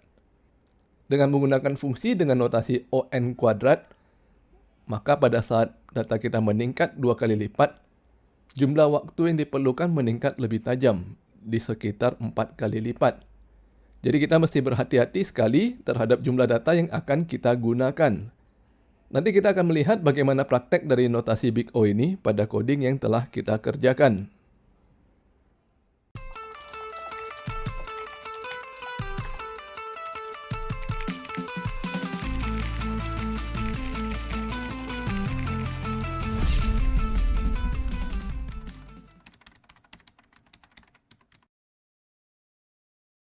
Kita buka kode kita dari video sebelumnya mengenai bilangan prima. Di bagian konsol kita bisa melihat daftar bilangan prima yang lebih kecil dari 100. Nah, sebelum kita melanjutkan, kita perlu mengetahui terlebih dahulu bagaimana cara mencatat tanggal dan waktu pada JavaScript. Kita bisa menggunakan objek date. Kalau kita lihat deskripsinya di MDN, objek date ini menyimpan tipe data number yang menunjukkan jumlah milidetik sejak tanggal 1 Januari 1970 zona waktu UTC.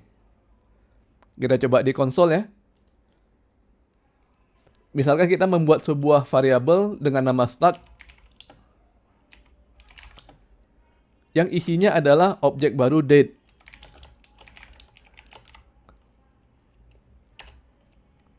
Kalau kita panggil kembali variabel start, maka browser menunjukkan tanggal dan waktu dari saat kita membuat objek date tersebut.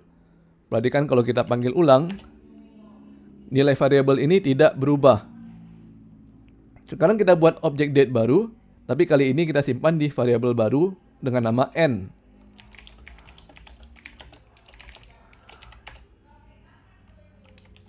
Perhatikan kalau kita panggil variabel n, nilainya ada perbedaan beberapa detik dibandingkan dengan variabel start.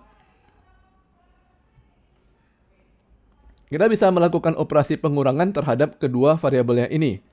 Jadi kalau n dikurangi dengan start, maka hasilnya adalah jumlah milidetik yang merupakan jarak waktu antara pertama kali kita mencatat waktu start dengan pada saat kita mencatat waktu n. Nah, dengan menggunakan cara seperti ini, kita bisa membuat semacam stopwatch untuk menghitung berapa jumlah waktu yang diperlukan untuk eksekusi fungsi yang telah kita buat. Kita kembali ke kode kita. Namun sebelum melanjutkan, ada yang perlu saya ubah terlebih dahulu ya.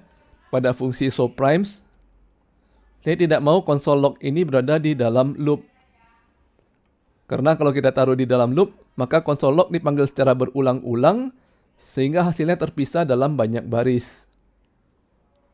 Saya ingin console log dikeluarkan dan hanya dipanggil satu kali saja setelah loop. Caranya, pertama kita buat dahulu sebuah variabel penampung hasil dengan nama result. Nilai awalnya adalah string kosong. Kemudian di dalam loop, kita tambahkan result dengan i ditambah dengan spasi. Kemudian di luar loop, barulah kita panggil console log untuk menampilkan result. Dan terakhir kita kembalikan result sebagai return. Kita simpan dan refresh browser. Dan sekarang sudah ada perubahan ya. Sekarang hasil bilangan prima kita menjadi berurutan ke samping. Sudah bukan berurutan ke bawah lagi ya. Selanjutnya kita buat fungsi baru profiler untuk menghitung berapa jumlah waktu yang diperlukan untuk eksekusi fungsi kita. Kita hapus fungsi subprimes. Kita ganti menjadi function profiler. Kita memerlukan dua buah parameter ya. Yang pertama adalah func, yaitu nama function yang ingin dieksekusi. Parameter kedua adalah max, yaitu jumlah data yang ingin diproses. Isi dari fungsi ini mirip dengan objek date seperti yang kita coba di konsol barusan ya. Jadi pertama kita buat dahulu variable start yang isinya adalah new date. Kemudian kita panggil function tersebut dengan menggunakan max sebagai argumen. Kemudian kita bikin lagi variable n dengan nilai new date lagi. Dan terakhir kita tampilkan di console log. Kita gunakan template literal. Waktu eksekusi $ dalam kurung kurawal, yaitu n dikurangi start dibagi 1000. Jadi kita akan mendapatkan waktu eksekusi dalam jumlah detik. Di belakangnya kita tambahkan lagi ya, detik. Selesai. Kita simpan dan jalankan di browser ya. Di browser tidak tampil apa-apa karena kita belum memanggil salah satu fungsi yang kita buat. Kita bisa memanggil fungsi profiler dengan menggunakan argumen nama fungsi subprimes dan jumlah datanya. Pertama kita coba dahulu jumlah data 100, profiler, subprimes, 100. Nah, jumlah eksekusinya masih 0 detik ya. Kita naikkan jumlah datanya ke 1000. Sekarang hasilnya di sekitar 1 atau 2 milidetik ya. Kalau kita coba jalankan berulang-ulang, nilainya terkadang berubah. Kita naikkan lagi jumlah datanya ke 10.000. Sekarang hasilnya ada di sekitar 44 milidetik. Lalu kita naikkan lagi di 100.000.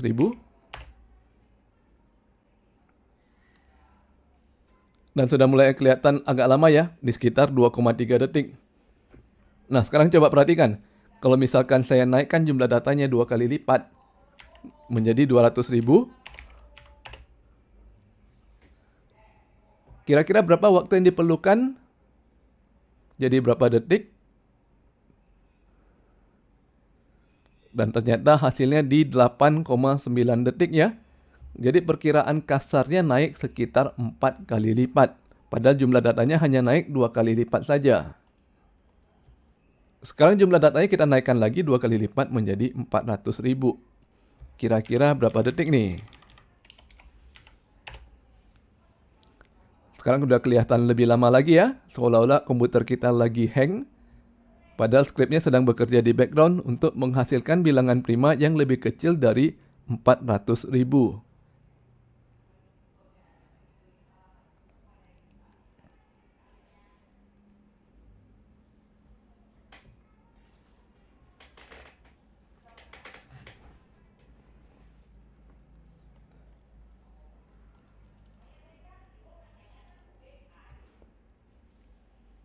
Dan waktu eksekusinya sudah keluar, yaitu di sekitar 34 detik. Artinya naik lagi ya, di sekitar 4 kali lipat. Artinya fungsi subprimes yang kita buat ini memiliki notasi ON kuadrat. Setiap ada peningkatan jumlah data sebanyak 2 kali lipat, maka jumlah waktu yang diperlukan untuk menjalankan prosesnya meningkat sebanyak 4 kali lipat. Kita lihat lagi ke dalam source code-nya ya. Yang menyebabkan jumlah waktu meningkat secara signifikan adalah jumlah looping di dalam fungsi kita. Kalau kita lihat ke dalam fungsi subprimes, di sini kita ada sebuah loop sebanyak jumlah datanya. Kemudian kita lihat lagi di dalam loop, kita memanggil fungsi isPrime. Kalau kita lihat ke fungsi isPrime-nya, ternyata di sini ada sebuah loop lagi sebanyak n. Jadi di sini ada looping bertingkat 2 sebanyak jumlah data. Oleh karena itu, notasi dari fungsi kita ini adalah ON kuadrat. Sekarang pertanyaannya, apakah kita bisa melakukan optimasi terhadap fungsi subprimes sehingga bisa berjalan dengan lebih cepat? Dalam hal ini, optimasi yang memiliki efek paling besar adalah di bagian loopingnya. Kalau kita mendalami lagi rumus matematika untuk mencari faktor dari suatu bilangan, maka kita akan menemukan bahwa sebenarnya yang perlu kita tes dalam fungsi is prime ini hanya bilangan 2 hingga akar dari n. Sebagai contoh, bilangan 27 yang nilai akarnya adalah di sekitar 5,2. Artinya kita hanya perlu mengetesnya apakah 27 habis dibagi 2. Apakah 27 habis dibagi 3? Habis ya. Apakah 27 habis dibagi 4? Apakah 27 habis dibagi 5? Dalam contoh ini 27 habis dibagi 3, artinya 27 bukanlah bilangan prima. Dengan optimasi seperti ini, kita sudah tidak perlu melakukan tes apakah 27 habis dibagi dengan bilangan di antara 6 hingga 26. Mengapa sudah tidak perlu melakukan tes? Karena hasilnya sudah ketahuan dari 4 angka yang kita tes di awal tadi. Dalam contoh ini ternyata 27 habis dibagi 3. Kita ambil contoh bilangan lain ya, yaitu 29. Yang nilai akarnya di sekitar 5,4. Artinya kita hanya perlu ngetes apakah 29 habis dibagi angka di antara 2 hingga 5. Kita coba ya, 29 dibagi 2. 29 dibagi 3. 29 dibagi 4, dan 29 dibagi 5. Tidak ada yang habis. Maka kita bisa langsung menyimpulkan bahwa 29 adalah bilangan prima. Dengan menggunakan teori ini, maka kita bisa menuliskan kode baru yang jauh lebih cepat. Kita copy dahulu ya, fungsi is prime dan so primes. Kita paste lagi di bawahnya. Nama fungsinya kita ubah menjadi nomor 2. Nah, pada bagian is prime ini, loopnya bisa kita hemat menjadi i lebih kecil sama dengan mat.sqrt_n. Artinya kita hanya memeriksa sampai ke akar n. Sedangkan di dalam fungsi subprimes 2 ini kita memanggil is prime yang nomor 2. Kita simpan dan kita refresh browser. Kita panggil fungsinya ya, subprimes2 dengan nilai argumen 100. Sekarang kita coba bandingkan dengan hasil dari fungsi yang pertama. Nah, kalau kita mau bandingkan subprimes 100 sama dengan subprimes yang kedua 100 juga. Hasilnya sama persis ya. Di sini komputer mengembalikan nilai true. Sekarang kita tes lagi di perhitungan waktunya. Kita coba jalankan ulang subprimes pertama dengan jumlah data 100.000 ya. Profiler, subprime yang pertama 100.000.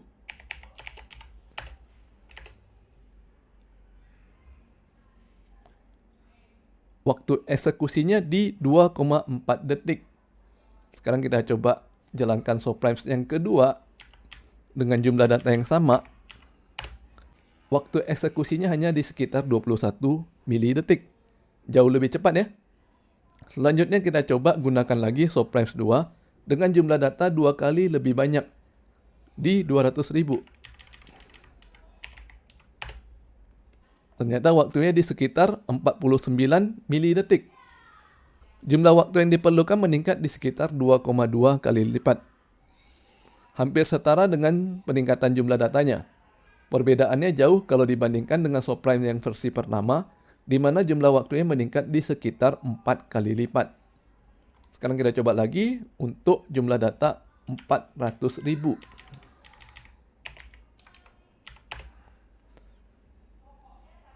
Dan sekarang waktu yang diperlukan meningkat lagi ke 109 milidetik.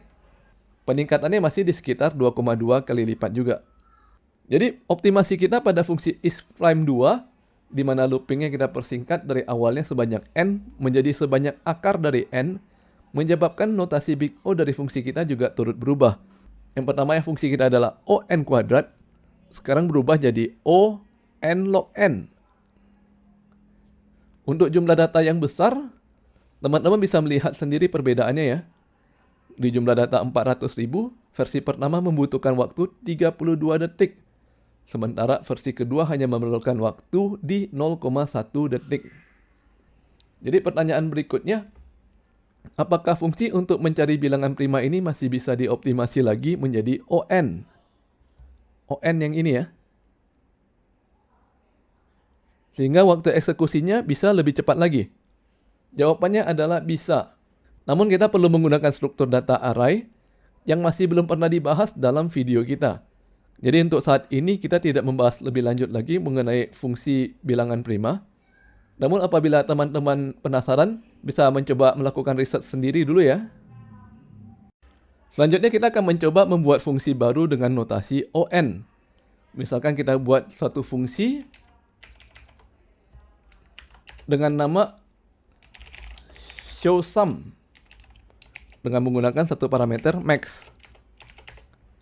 Jadi misalkan kalau kita memanggil fungsi showSum dengan argumen 5, maka fungsi kita akan menghitungkan nilai dari 1 tambah 2 tambah 3 tambah 4 tambah 5. 1 sampai 5 ya. Dan hasilnya adalah 15. Jadi di dalam function kita buat dahulu variabel result dengan nilai awal 0. Lalu kita melakukan satu looping dimulai dari 1 hingga max. Dan di dalamnya kita tambahkan nilai result dengan i. Terakhir kita tampilkan nilai result di console log. Dan kita kembalikan nilai result. So sum-nya S-nya huruf besar ya. Kita simpan dan jalankan di browser.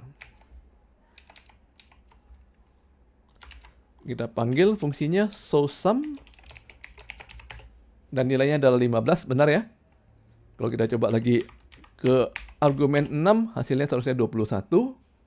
Artinya fungsi kita sudah berjalan dengan benar ya.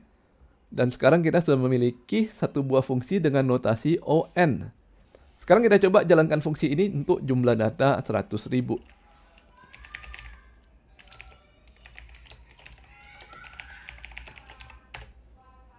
Waktu eksekusinya di sekitar 1 hingga 2 milisecond. Jauh lebih cepat ya kalau kita bandingkan dengan notasi ON log n pada fungsi subprimes yang kedua. Untuk mengukur waktu eksekusi dari fungsi ini kita perlu menggunakan jumlah data yang lebih besar, yaitu 1 juta. Di sini jumlah waktunya sekitar 6 milisecond ya. Kita coba naikkan jumlah datanya 2 kali lipat menjadi 2 juta. Dan jumlah waktunya naik menjadi 12 milidetik. Jadi peningkatan jumlah waktunya kurang lebih sama dengan peningkatan jumlah datanya. Dan untuk contoh terakhir, kita akan membuat versi kedua dari fungsi showSum. Namun kali ini kita membuat notasi O1. Yang artinya fungsi tetap berjalan dalam jumlah waktu yang sama, tidak peduli berapapun jumlah datanya. Ini adalah notasi yang paling bagus untuk semua fungsi. Namun sayangnya tidak semua masalah bisa kita pecahkan dengan menggunakan notasi O1. Untuk fungsi showSum, kebetulan ada rumus matematika yang bisa memberikan hasil sama persis tanpa perlu menghitung menggunakan looping. Kita mulai buat fungsinya ya. Kita deklarasikan function showSum kedua dengan parameter max. Kita buat variabel result. Nah, di sini kita menggunakan rumus matematika ajaib, yaitu max dikalikan dengan max tambah 1 dibagi 2. Kemudian kita panggil console log untuk menampilkan result. Dan kemudian kita kembalikan resultnya. Kita simpan dan jalankan di browser. Kita bandingkan dulu ya hasilnya ya. Misalkan showSum 100 hasilnya 5050. Kalau kita menggunakan versi kedua, hasilnya tetap sama ya. Kita coba lagi di 1 juta.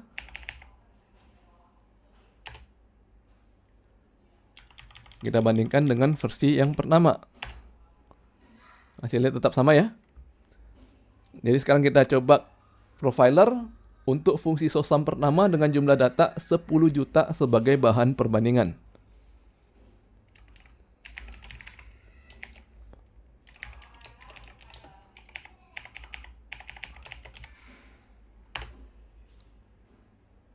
Versi pertama jalan di sekitar 19 hingga 20 milidetik. Sedangkan di versi kedua hanya 0 detik. Hasilnya sama. Sekarang kita coba lagi ya SOSUM kedua dengan jumlah data 1 triliun. Ini sudah 1 juta ya. Kita mulai saja dari awal ya. 1000, sejuta, 1M, 1T. Dan waktu eksekusinya tetap sama 0 detik. Sedangkan kalau kita memanggil fungsi lain dengan jumlah data 1 triliun, maka jumlah waktu eksekusinya akan lama sekali. Oke, sampai di sini dulu video kita kali ini. Kita sudah mencoba berbagai fungsi yang menggunakan berbagai notasi Big O. Dimulai dari versi pertama subprime yang menggunakan notasi ON kuadrat. Yang sudah mulai berasa berat di 100.000 data. Kemudian kita membuat versi kedua dari subprime dengan notasi ON log N. Yang sanggup memproses hingga 1 juta data. Kita juga telah membuat fungsi SOSUM dengan notasi ON yang sanggup memproses hingga 10 juta data. Dan yang terakhir kita membuat versi kedua dari SOSUM yang menggunakan notasi O1 yang sanggup memproses berapapun jumlah data yang kita kirimkan dalam waktu 0 hingga 1 milidetik. Pelajaran yang bisa kita petik di sini adalah komputer memerlukan waktu untuk memproses setiap data yang kita kirimkan ke dalam function. Semakin banyak jumlah data yang kita kirimkan, maka waktu prosesnya juga menjadi semakin lama. Yang paling mempengaruhi jumlah waktu eksekusi adalah jumlah loop yang kita gunakan di dalam function. Semakin banyak jumlah loop, maka jumlah waktunya juga menjadi semakin lama. Dengan mempelajari notasi Big O ini, kita bisa menyadari kira-kira berapa jumlah data maksimal yang sanggup diproses oleh fungsi buatan kita. Akhir kata, bagi yang ingin mendapatkan source code dari video ini bisa melihat deskripsi pada video. Jangan lupa subscribe ke channel Skysen Solution untuk mendapatkan informasi terbaru dari kami. Dan sampai bertemu lagi di video berikutnya.